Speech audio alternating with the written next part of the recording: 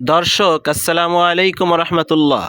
আপনাদেরকে গত এক ভিডিওতে মাত্র 50 টাকায় একটি তরমুজ কিনে দেখাইছিলাম। তো সেই তরমুজটি কিন্তু তেমন একটি ভালো হয়নি। তো এবার আবারও মাত্র 50 টাকায় একটি তরমুজ ক্রয় করলাম। এই তরমুজটা কেটে নিয়ে আসছি এবং এই তরমুজটা খুবই সুন্দর এবং খুবই মিষ্টি এবং কালারেও মাশাল্লাহ অনেক সুন্দর হয়েছে। তা আপনারা দেখেই বুঝতে পারতেছেন যে 50 টাকায় কত সুন্দর একটি তরমুজ পাওয়া গেছে। ভিতরে খুবই লাল, খুবই রসালো হয়েছে, মিষ্টি যা বলে শেষ করা যাবে না। এগুলো আপনারা হয়তোবা শহরে কোনো বাজারে এইরকম তরমুজ 50 টাকায় বা এত অল্প দামে পাবেন না।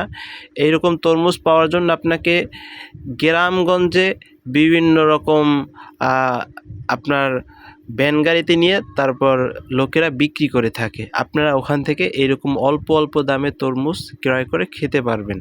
তো দেখুন কত সুন্দর দেখতে, যেন মনটা জুড়িয়ে যাইতেছে। যে কালারটা অসাধারণ ছিল এবং মিষ্টিও ছিল মাশাআল্লাহ। তরমুজটি খেতে খুবই খুবই সুস্বাদু ছিল, যা আপনারা হয়তোবা দেখেই বুঝতে পারতেছেন যে, এবং খুবই রসালো তরমুজটি ছিল।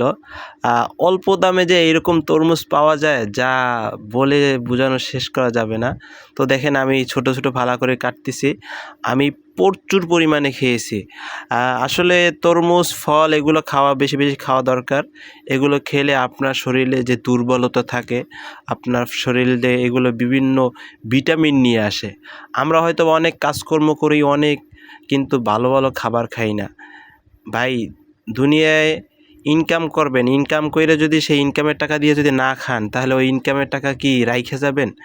এজন্য ইনকাম করবেন টাকা পয়সা এবং ওই ইনকামের টাকা দিয়ে আবার খেতেও হবে। সুন্দর সুন্দর ফল ক্রয় করে খাবেন, তাহলে ওই টাকার একটা তৃপ্তি আপনি পাবেন। বুঝতে পারছেন?